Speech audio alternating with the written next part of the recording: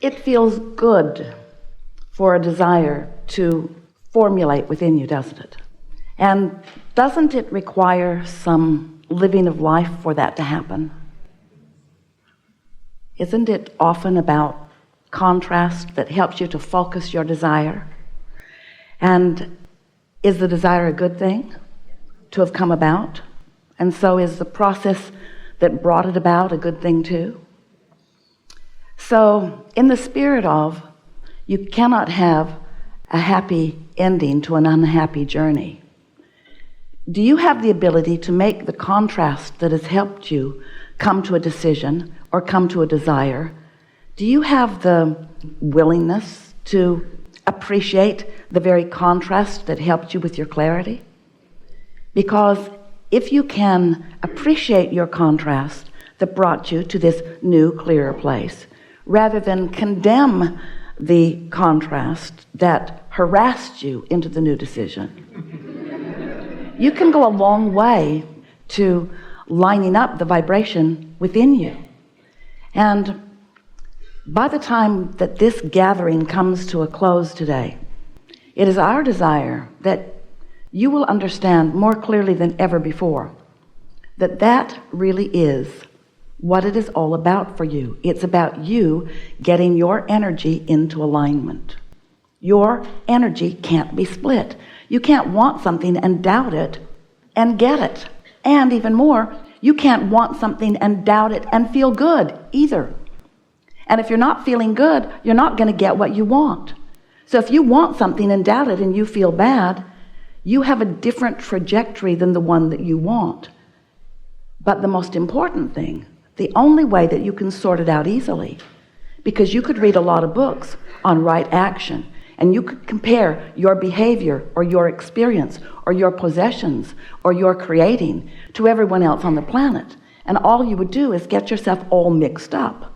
The only thing that you need to do, and the only thing that you can do, is understand your own energy combination.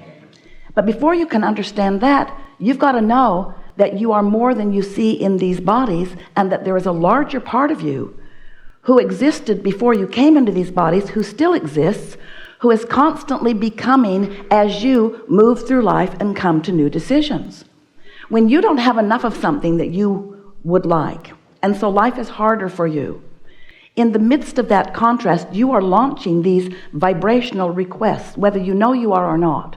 Sometimes you speak them right out loud. I want that, or I don't want that. But the majority of your requests that you make all day, every day, and have been from the moment that you came into this physical body, the majority of those requests are vibrational launchings. They are intentionality. You know how your pets, these lovely beasts that sometimes you get to spend time with, you know how they don't talk, but you know that they still have desire. If you have the privilege of being up close to some of them, you can tell that they have intentionality. And whether they or you ever speak a word, you are all living life and you are all launching rockets, and the larger part of you is riding that rocket and becoming the vibrational equivalent of that in full fashion. Now, you may accept that or you may not, and whether you do or not is not important, because it is, and that part of you is summoning you at all times. In other words, when you came into this body, that non-physical part of you was calling you into alignment. And once you became aware of your emotions, you had a crack at using your guidance system in order to follow the path or the trajectory or the calling of your source. When you, no matter how old you were, when you were appreciating something, and you did plenty of that then, you were in vibrational alignment with who you really are. And the emotion that you felt was the indicator of that. And it's still the same way. As you are moving through your day today, or any day, you are giving your attention from your personality, from your focused perspective, from your see it, hear it, smell it, taste it, touch it, you, that you know as you and that others accept as you. You are projecting vibration all day based upon what you are observing or pondering or remembering. Whatever it is that you are focused upon is vibrational in nature, and therefore you are too while you do that. And there is this relativity that you must understand. There is this relationship that you must understand. And it's the relationship between who you were before you were born, who has been evolving ever since you've been in this body, and who stands as a viable point of attraction. This non-physical you, sometimes humans call this soul. Sometimes you call it source. We've been referring to it as your inner being. But whether you recognize it or not, whether you know it or not, whether you acknowledge it or not, or whether you accept it or not, this is a vibrational aspect of you that is dominant and projecting a vibration. And it's a vibration that is so powerful that when you sync up with it, you flow in a feeling of appreciation or love or passion. You are radiating who you really are when you're in vibrational harmony with it. And when you get crossways of it, you don't feel good. And the reason you don't feel good is because there is a short circuit going on. You've introduced resistance into the equation that matters, and you don't feel so good. You're not clear-minded. Your vitality is not there. You don't have good timing. You don't feel happy. In other words, when you are not in sync with who you are, you don't feel good. And it's so interesting because, we love you so much. You know what's coming next. Without even meaning to, you have, for the most part, in your human form, reached for someone else in human form for your backup, for your approval, for your validation. And maybe this is the best day ever to say to you, you've been looking for love in all the wrong places.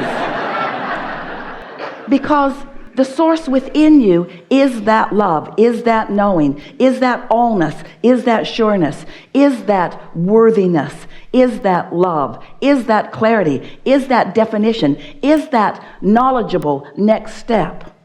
But if you have set aside your recognition of your alignment with that, and instead you're seeking approval in some other way from some other person, then while sometimes you get good advice and sometimes you can get fairly good guidance, it is not consistent, and they were not born to guide you. They were born to sync up with their own guidance, and so were you. So what we're really wanting to talk about here today is our favorite subject that has evolved with those like you who have been willing to play with us over time, as we take this subject of you create your own reality to the subject of the reason you do is because you are offering a vibration constantly. And since you are offering a vibration constantly, law of attraction is responding to that vibration. So law of attraction, the most powerful law in the universe, the only one really that you ever need to understand, this law is drawing to itself equivalence. So the inner being part of you is calling like to it. And you, in your conscious form, are calling whatever you've got actively to you. When you are in sync with your inner being, now there is one strong calling, and under those conditions you thrive. But if you're calling something different, if the source within you is loving that person that you are so mad at, you've got split energy. If the source within you is knowing your value and you are doubting it, you've got split energy. If the source within you is certain of the path leading you to the financial well-being that you want, to the stability that you want, to the empire that you want to build, to the relationship you want, since the source within you is aware of who you are and what you want and where you stand in relationship to everything you want and is calling you to it, if you are not in sync with that vibration, you don't feel good because you're pulling against your own current. Not a current of a source that has decided that it knows better for you than you do what you want. A source energy that is with you on all that you have carved out of all that you've ever lived. A source energy that knows who you are, that knows your value, that knows where you belong, that knows the vibrational nature, the true vibrational nature of your being. So as we've been talking about this powerful law of attraction, which is the reason that you create your own reality, now we are wanting to talk to you about something that most of you are sort of hard of hearing about. And what that is the value that it would be to you if you would decide today to begin to try to find to sniff out, to try to find, and then to follow your path of least resistance. But before you can understand what your path of least resistance is, you got to understand how strong the current is that's calling you to your abundance, to your wellness, to your clarity, to your knowing, to your love. So when you find someone who is really a rascal, and we know, you've looked hard for them and you've found quite a few of them. And you've labeled them. You know where they are. And no matter how far back in your past they live, you can go find them anytime you choose. And there are plenty of others who will talk with you about them if you get them engaged, because they've got some just like them and they will vent with you. So as you give your attention to something like that and you feel the discord of it, early on, right away, you feel the discomfort of it. You can feel whether you're clear or confused. You can feel whether you feel good or whether you don't. You can, whether you admit it or not, you can feel the difference between words of appreciation and words of condemnation. You can feel the difference. And the reason that we know that so clearly is because we know the source within you and how the source within you feels. You see, the source within you, your inner being, Abraham, whatever you want to call this non-physical cadre who has your back, who is aware of you, we are not threatened by anything because we understand the laws of the universe. We know that you create your own reality, and we know that we do too. So we're not worried about some rascal who seems to be projecting something that is unwanted, because we know that that rascal does not have any ability to get into your experience unless you invite it through your attention. We also know you have to give quite a bit of attention to it before you create a vibrational thread that gives you access to this thing that you do not want. So since there is no assertion in this law-based universe that is based on attraction, since there is no assertion, no one is coming after you. Sometimes it feels like they did, and sometimes it feels like they got you because you weren't paying attention to what you were doing, and so you were offering a vibration that you didn't realize you were offering. And so when it manifested, you say it came out of the blue, and we say no, it didn't. It came out of the oblivious. It came out of the unaware. It came out of the offering a pattern of vibration for a period of time, for a long enough period of time that you start at a point of attraction and you were unaware of the point of attraction, usually because it feels so normal, or maybe even so normal, or maybe even so normal. And so you've got this sort of normal feeling, so you're not aware of it until it manifests. So it's like this. You've got a trajectory or a path of least resistance, and when you deviate from it, you can feel it in the early stages. It feels like negative emotion. But if you don't notice it, don't worry. Law of attraction makes both trajectories stronger. So who you really are gets stronger, and who you're being gets stronger, until the crevasse between who you really are and what you really want, and who you're being and what you really don't want. In other words, this crevasse gets stronger and stronger, and eventually there's a manifestation. And then you say, hey, why are you asserting this unwanted thing in my experience? So Esther has been so eager, just lapping up this business of path of least resistance. She's decided to give herself permission to do what feels best to her. And she's decided not to try so hard to get everybody else to affirm with her that it is the right thing to do. In other words, would you please validate me and confirm with me that this decision that I've made is the best for everybody? That's not how it works. You can't decide for everybody. You can only decide for yourself, you see. So Esther's been listening to us. She listens to us. She can't hear us as clearly as you do under these conditions, but afterward, she listens to every word we speak, sometimes many times, as she's processing recordings and listening.